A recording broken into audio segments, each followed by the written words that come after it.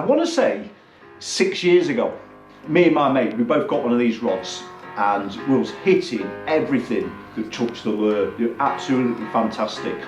And my mate still uses his to this day, but the last 5 years, mine has just sat in the garage, untouched and unloved.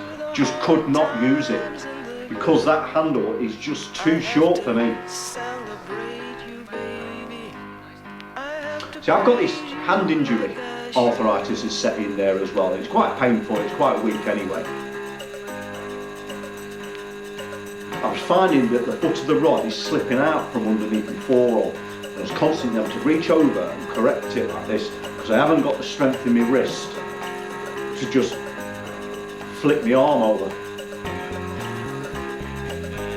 If I just put it next to the slider stick, I'll put the triggers in the same position.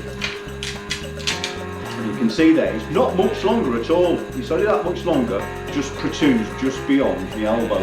And all I have to do when I've got a fish on is just drop my elbow and that pommel just falls just into that crease against my body and my elbow.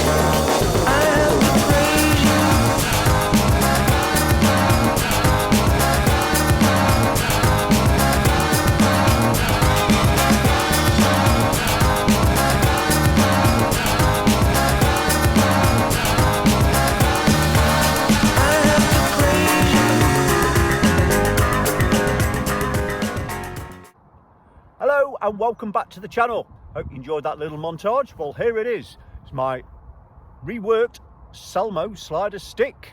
Really happy with the way it turned out.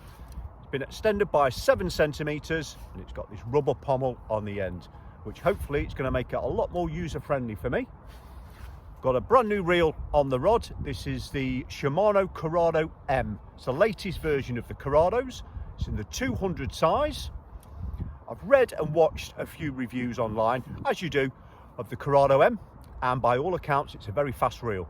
So it's got the potential for causing a few overruns, bird's nests. So I'm going to stay on the side of caution just until I get to grips with the reel. I'm going to keep all 4 brake blocks engaged. One nice touch, talking of the brake blocks, I'll show you on the close-up camera there. There's a little lever underneath, just slide that across and the side plate pops up.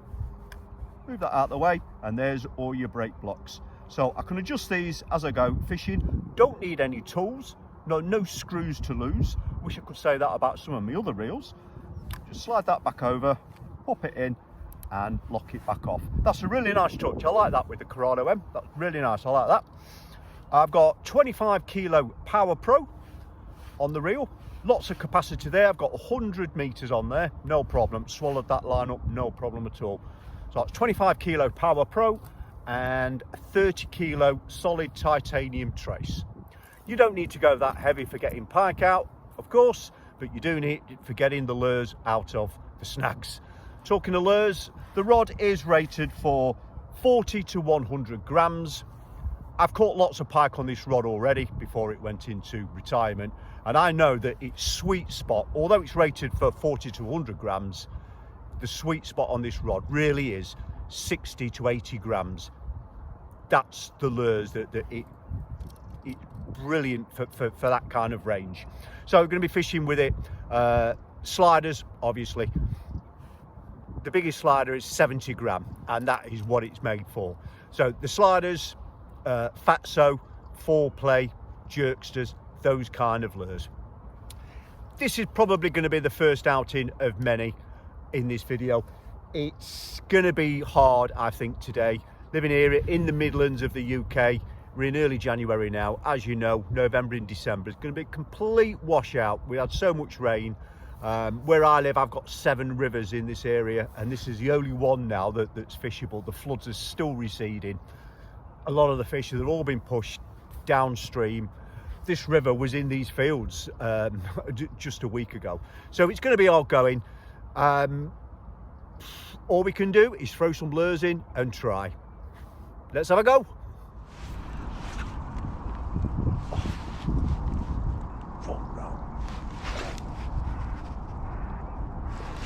Fucking snagged already. Oh, there. Right, pull bar. Oh.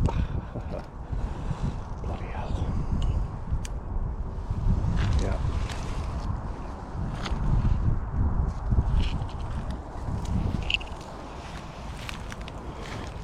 Oh, Clint's got it. Come on.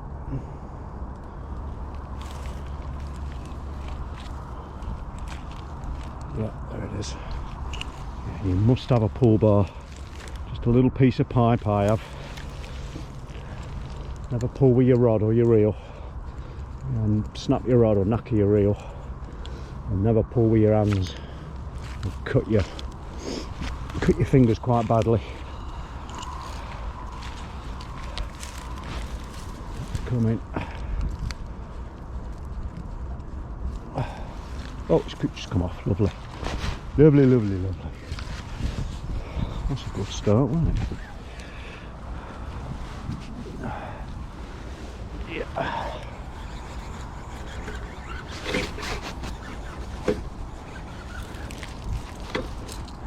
Damaged the hook.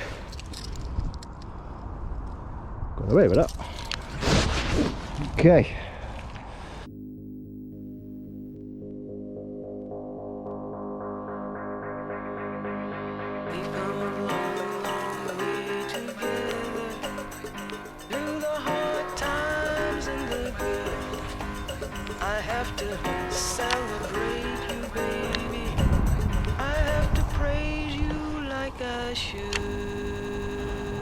Well, that was tough going. I did say I thought it was going to be. Yeah, them floods they've pushed a lot of the fish downstream, I feel. But yeah, we'll go and have a bit of lunch. Perhaps move on to one of the bigger rivers. See if we can seek out a few slacks. See if we can winkle out a fish or something. But at least we've had a walk out. Yeah, let's crack on. See you in a bit. I can have this for dinner. All this. Oh, a bit of a no-brainer really, isn't it? But we'll get back at it as soon as I've eaten it. Maybe another pedigree afterwards. This has to be more reliable. Fine tiger spinnerbait. Savage bearded bush, smaller. We had a trouble a few times, this is.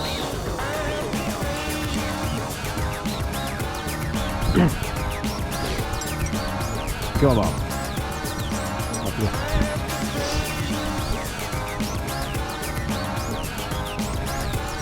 Thick fish.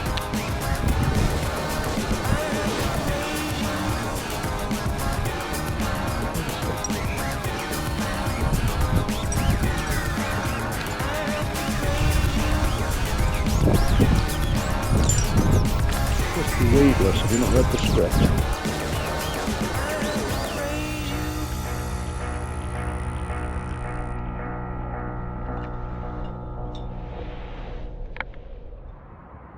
Poor Salmo Slider Stick.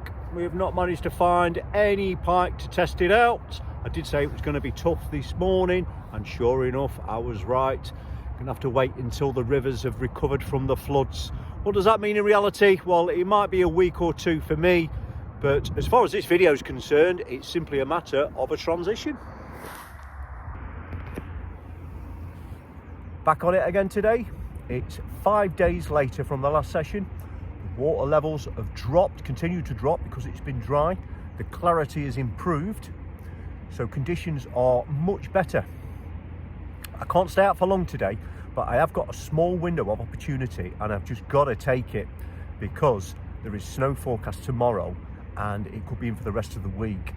And once that comes down, the levels are going to come up again and it could be the kiss of death.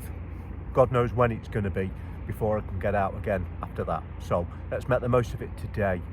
What did we learn from the first session? Well, the fish certainly wasn't in a chasing mood, were they? The only fish we saw was that fish that followed that spinnerbait in. Looked a good fish as well. I don't think it was in the mood for having a go. I think it was just curiosity. It followed that noise and the vibration.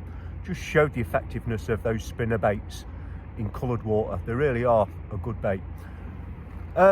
Yeah, so I've thrown a couple of extra lures in, bearing that in mind. I've got a couple of Bert's brightly coloured one for dirtier water.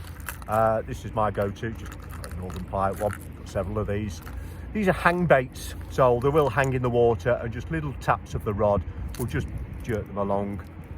The only movement really that you're imparting is just a little flutter of that tail every time it moves along. The flutter of the tail will put a little bit of vibration in the water. The pike will know it's there, but because they're hanging in the water rather than twisting and turning, they're in the water for longer. That means that the pike have got longer to make its mind up whether or not it's going to have a go. And because it's in the water longer, the pike's got longer to decide if it's going to attack it. So that's me thinking on those. Also, a little, if it gets some little bit deeper pegs where I can't get a Bert to, got something very similar to a Bert. This is a junior dipper. It's a Dave Greenwood custom. It's a smaller version of his big dipper lures. It's a solid wood one, there's no rattle, but again, it's a hang bait. It will just sit in the water, just little taps and jerks and little fluttery tail, give it a little bit of movement to it.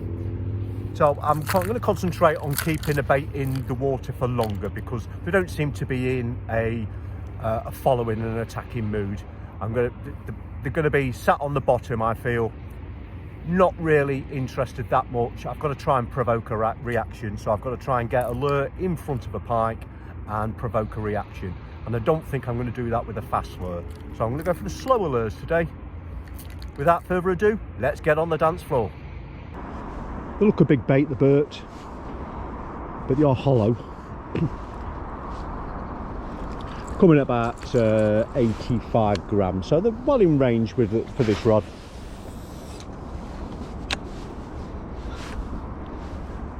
The junior dipper, all that, that's a solid wood lure. That's the same, it's about 85 gram. The bigger version, the big dipper, they're about 100 gram. I wouldn't throw those on this rod. I use a bigger rod for those ones.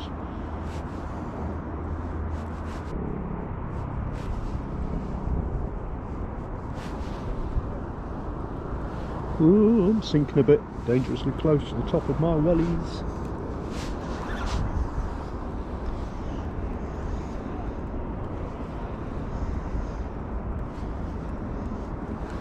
I can get myself into a little bit of a better spot.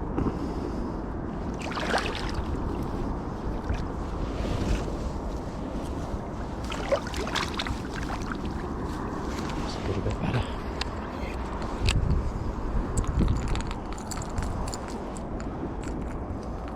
Give myself some higher wellies, really, up to the knees. Anybody's got any recommendations, put them in the comments, please.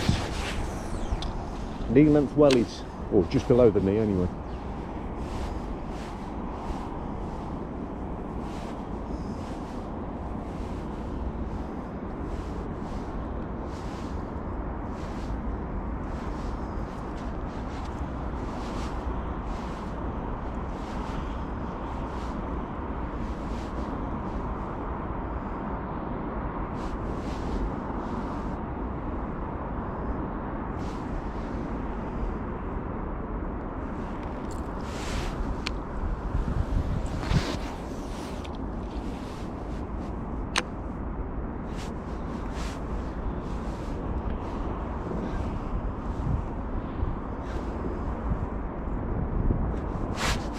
Oh yes. Oh yes.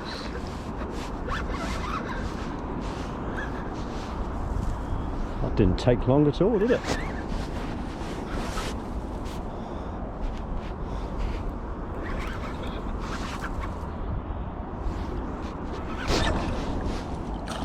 Not a bad fish at all. Only just hooked.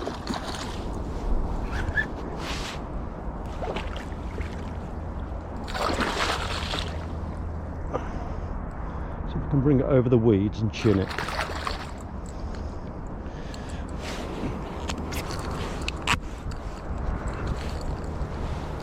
Oh, got the trace.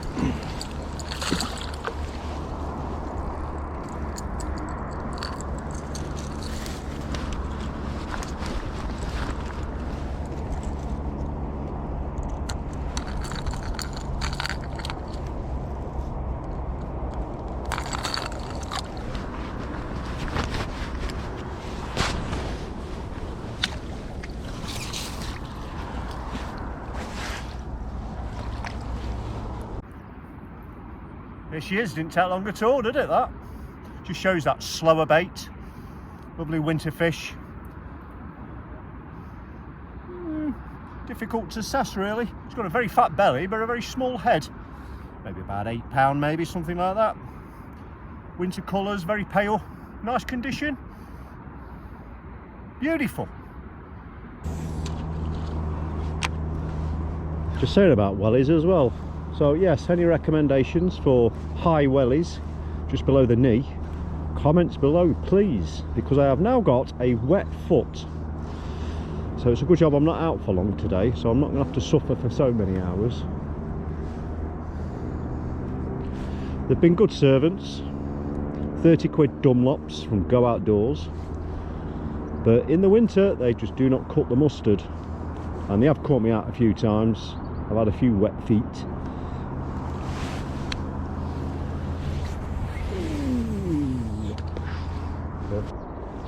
It is still a bit murky, even though the clarity's improved a little from the other day.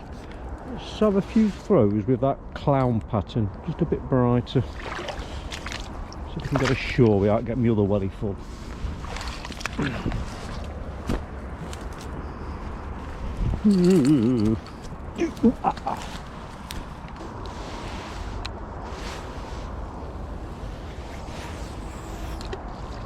Don't think this one's weighted to fish as deep as the other one.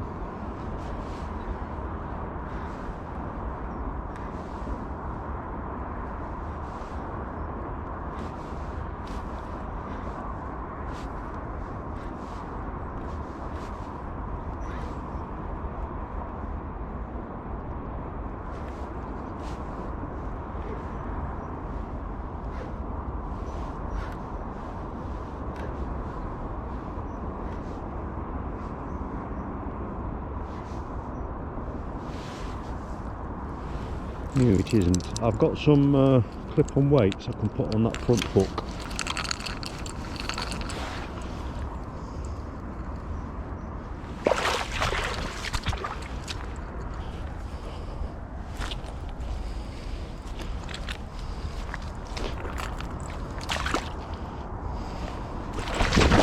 Oh shit.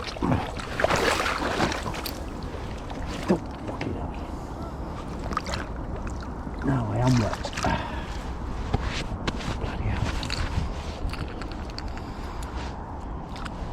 Oof, yeah, stinks like a stone now, that. Ew.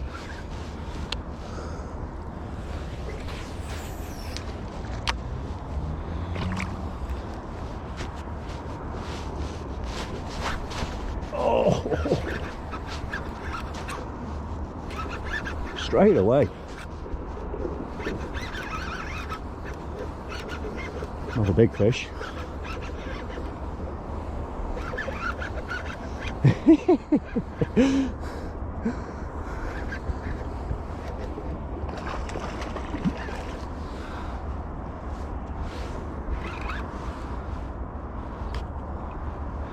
Wrapped the trace around himself. Okay.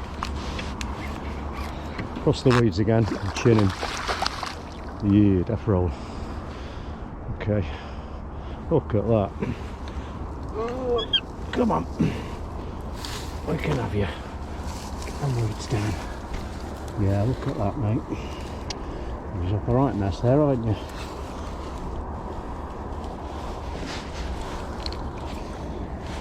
Hit that just as it was sinking. Yeah, watch them hooks. Watch them hooks. There we are, this way. Pliers. Wet arse rewarded by a fish. Take that, won't we? There we go.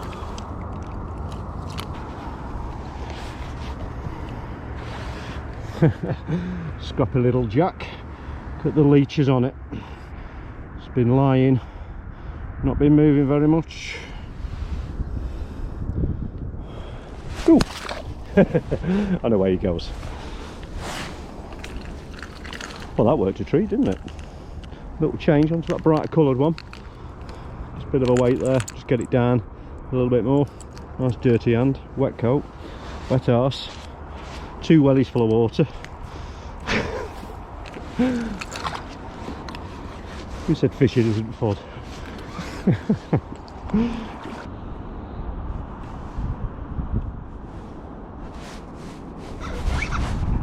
And another.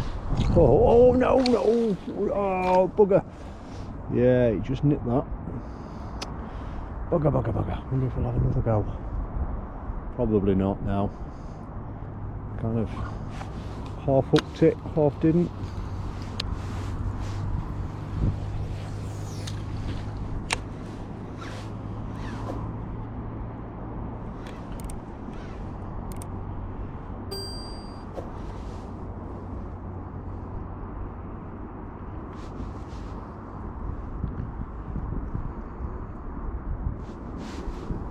Just about to lift the lure out of the water. I lifted up so I could see it. And it really struck into it. It really set the hook.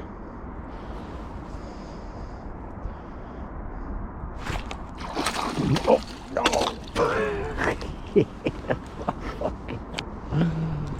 Oh dear, oh dear. Right, I'm probably not going to get another chance now. 14th of March, last day of the river fishing season, and this is what I'm faced with. Fishing peg is probably 3 foot down there somewhere near the end of that tree. What a fucking mess yet again. Floods, floods, floods. Awful. Where am I? There I am. Hey up. You alright? Just out walking the dog today. Hello Bob. There he is, the main man. So I hope your fishing season has been better than mine. Mine has been appalling. It really, really has been the worst that I can remember. And I'm not just saying that. It really has. They've been getting worse and worse year on year for probably the last 4 or 5 years. Floods definitely been a thing. Definitely a pattern forming. Where I live up in the Midlands, they tend to be the rivers that I fish. They're on the upper reaches, and the rivers are a bit narrower, a little bit shallower, a little bit faster, so they're affected by the floods a little bit more. They take a little bit of time to bounce back as well. The fish tend to get pushed downstream a little bit. They're not having time to recover. It's just one flood after another. It's just relentless. I'm not a climate denier by any means, but it's quite obvious that our winters are getting wetter and warmer. What's the answer? I don't know. We need the water companies to be held to account, obviously. Lack of maintenance on the infrastructure, pumping sewerage in, certainly not helping. That is proven. The amount of fast food restaurants, car supermarkets, multiplex cinemas, all being built on floodplains next to rivers. All of that land being covered up by tarmac and concrete and tin roofs. When it rains, that rainwater's got nowhere to go. Normally it will hit the ground, soak in, be filtered through and take a natural pathway and find its way to the river. Now it's diverted straight into the sewer, straight into the river. More or less instant. So you're getting instant floods all the time, and that's getting worse year on year on year. So what are we going to do about it? There is nothing we can do about it. All we can do is evolve and become better anglers. I gave this a lot of thought last year. Myself, I used to enjoy a lot of perch fishing. So this year I'm going to make a bit of an effort. I'm going to get back onto that when summer comes. I normally sit out a lot of the summer, but well, you can get to April, May time when the frogs are moving, the chicks are leaving the nest. I'll be out doing a bit of surface fishing on some still waters, as I usually do anyway. After some fun jack fishing, when the river season opens, I'm going to get out and start hunting some perch and chub out. I used to enjoy that, so I'm going to get back on it again. I'm bringing my season forward, if you will. So I'm going to have a little bit more diversity, looking for different species through the summer, up to about the end of August. If conditions allow, I'm going to bring my pike fishing forward a little bit into probably September. If conditions allow, I'm going to get out and get lure fishing. Hopefully we'll see some more fish when they're in a more of a chasing mood, September-ish time, with the slider stick. And I'm going to prepare myself for probably end of December time. Once the floods are here, that'll probably be it for the season. But we'll see how that goes. What else have we got coming up? I'm halfway through a project, actually. It's going to be a series of videos. It's just a side project that I've got going on, and it's going to be uploaded to the channel. It's a non-fishing project. It might interest you, it might not. You'll see it come up. If it don't interest you, just pass it by. You don't mean to say that I've stopped doing fishing videos or anything like that, but just pass it by. But it might interest you if you are of a certain age. I'll say no more for now, but keep plugging away, keep safe on the bank, and until next time, I'll see you.